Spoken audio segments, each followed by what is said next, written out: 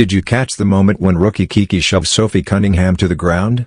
The Mystics seemed to think they could bully the Fever without Caitlin Clark on the court, but Sophie wasn't backing down. She got right up, stared that rookie in the eye, and said, "You don't do that." While the Mystics laughed it off, that moment lit a fire in Sophie. She came back with a vengeance, dropping 21 points and helping the Fever deliver a crushing defeat. Sophie Cunningham has been an absolute beast in this game. 34 minutes, 6 of 11 from the field, 54%, 21 points. But the drama didn't stop at the final whistle. The tension carried on well after the buzzer, and what happened next will absolutely shock you. But first, let's rewind to the moment that lit the fuse. Kiki's move? Completely out of line. She straight up shoved Sophie Cunningham to the ground. Can you believe it? A rookie, yes, a rookie, going after a seasoned vet like that in a preseason game. But in the middle of the game, Sophie Cunningham, oh spicy old Sophie Cunningham, she gets in a tussle over a rebound with Kiki Iriafen, the rookie from USC, who is now... There wasn't even a play happening, just pure intimidation tactics from someone who hadn't earned her place in the league yet. Kiki's shove wasn't about the game, it was about sending a message. But going after a veteran like Sophie Cunningham? In a preseason game? That's crossing the line. And she is not having any of it, and she basically gives her welcome to the league talk, saying, "You don't bleeping do that, you don't bleeping do that." Oh! Sophie's reaction became the defining moment of the game. She sprang up instantly, no hesitation, no drama, and met Kiki face to face. Then came the words everyone heard echo through the broadcast, "You don't do that." That single statement sent a clear message, setting a boundary that had to be drawn. It was the spark that flipped the energy of the entire game. Right there, you can see Sophie telling her, after that flagrant, "You don't mother effing do that, you don't mother effing do that." Kiki's response only made things worse. She smiled after the shove. Imagine that, knocking a respected veteran to the hardwood, then grinning like it was nothing. That smile said it all.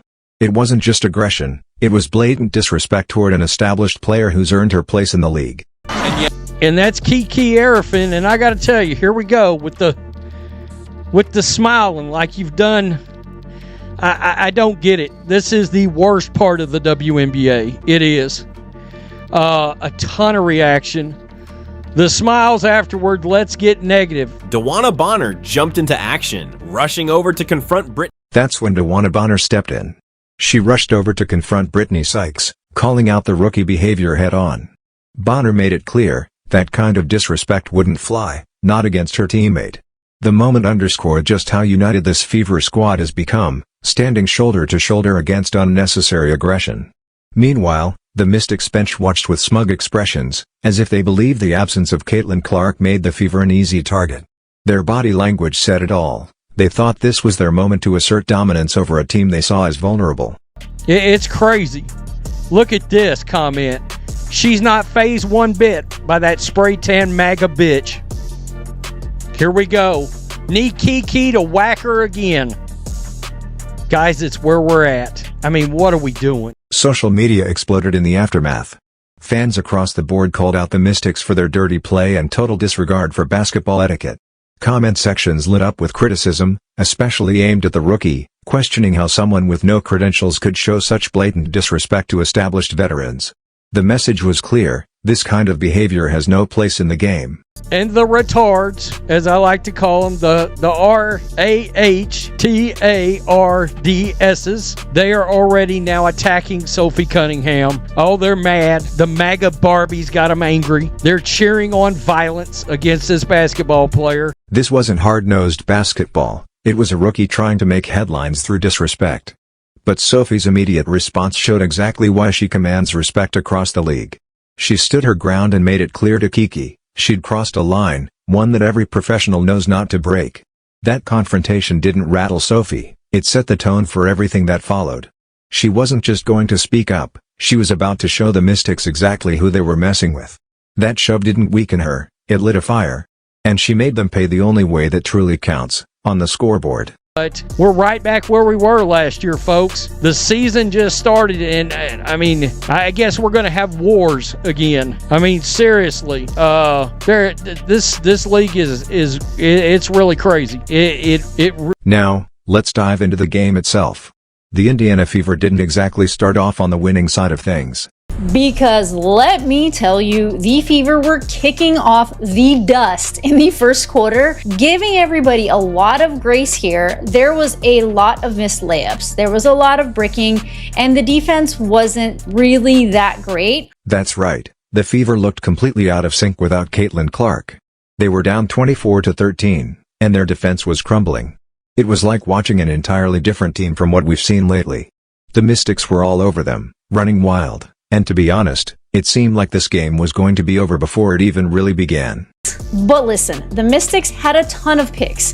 In the WNBA draft, they got a lot of high picks. They got Kiki Iriafen, they got Sonia Citron. She started today, Sonia Citron, and Sonia Citron looked good. And honestly, Brittany Sykes looked really great too. The Mystics came into this game absolutely stacked with talent. They had Sutton, Kiki, who we already know isn't afraid to get physical, and Brittany Sykes, who's always a headache for opposing teams. You could see it in their faces when they found out Caitlin Clark wasn't playing. They honestly thought they had this game in the bag. They were practically celebrating before tip-off, as if they'd been handed a free win just because the rookie sensation was sidelined. They started out with Sid Colson running the point, and that really wasn't working out. I mean, Steph White was like, she kept putting Sid in too, and at a certain point in like the third quarter, I was wondering like, is she going to try out any of the rookies? Because Sid was definitely not making a difference pretty much whatsoever to the Indiana Fever. Sydney Coulson got the start for the Fever, but nothing seemed to click. The offense was stagnant, passes were sloppy, and it felt like no one knew where they were supposed to be. It was like watching a train with no conductor, just aimlessly rolling with no direction. The Mystics took full advantage, jumping passing lanes, getting easy buckets in transition, and building that lead while the Fever looked completely disorganized. But then, something changed. To the wayside. Enter Sophie Cunningham. She was the lead scorer of the entire game for both teams, coming away with 21 points and 8 rebounds. And I gotta say, it is so evident when Caitlin Clark is not on the court for the Indiana Fever. She is such a floor general. She is the X factor for the Indiana Fever. She like leads the way when they don't have her. I've said this before, but the Indiana Fever look like a train without a conductor. Sophie Cunningham stepped onto the court, and just like that, the entire atmosphere shifted. The arena, which had fallen into a quiet resignation, suddenly buzzed with fresh energy. You could see it in her eyes, a burning intensity. After that earlier push, her jaw was set, her shoulders squared, like a boxer entering the ring with something to prove. The moment she checked in, the energy of the entire team transformed. This wasn't just about the game anymore. It was about sending a message: you don't disrespect the Indiana Fever and walk away unscathed. Other teammates, and for someone's first time suiting up in an Indiana Fever jersey. Bonner looks like she's moving the ball to Sophie, kicks it to Kelsey, who kicks it back out to Sophie for the jumper. Sophie's a dog. She just is. Coach Stephanie White would later sum it up perfectly, capturing exactly what the team needed without Clark: that toughness, that grit, that refusal to back down. Like a phoenix rising from the ashes of that disastrous first quarter, Sophie's fierce competitiveness breathed life back into a team that had seemed completely defeated. White pointed out how Sophie doesn't just play hard, she elevates everyone around her. And you could see the effect ripple through the lineup in real time. Listen to this. Oh my God, Sophie's a dog. She just is, she's a competitor. She's versatile, so she allows us to do different things. Like, she plays with such a toughness. She's huge, and she's going to be for us all season long. But what she brings from an energy standpoint, she raises the level of play of everybody around her as soon as she steps foot on the floor. Hell, even on the sideline. I mean, her communication, everything. She's definitely an X factor. It took one game to convince me Sophie's legit, a good fit for the Fever. Kelsey Mitchell was also sort of getting acclimated again, but she did have the ball in her hands a lot. And she was she didn't score anything in the first quarter, and she shot a lot.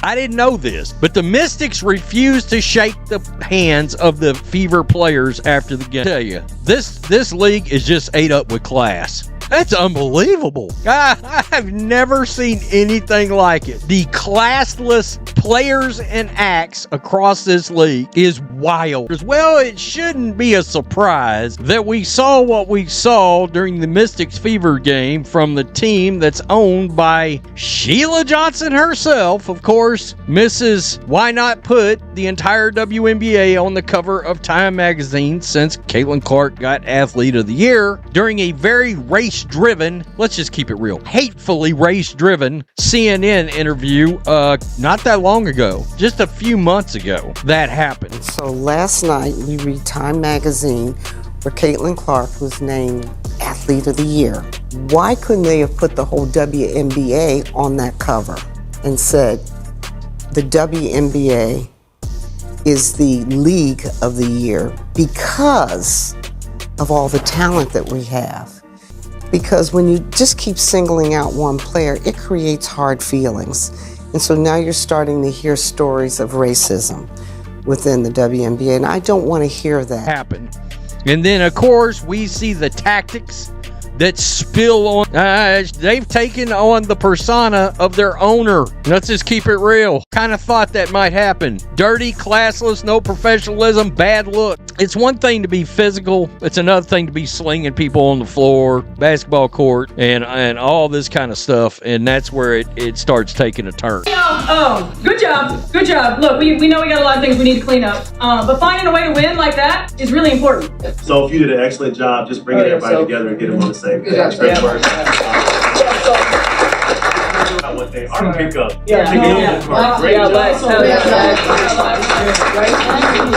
Yeah.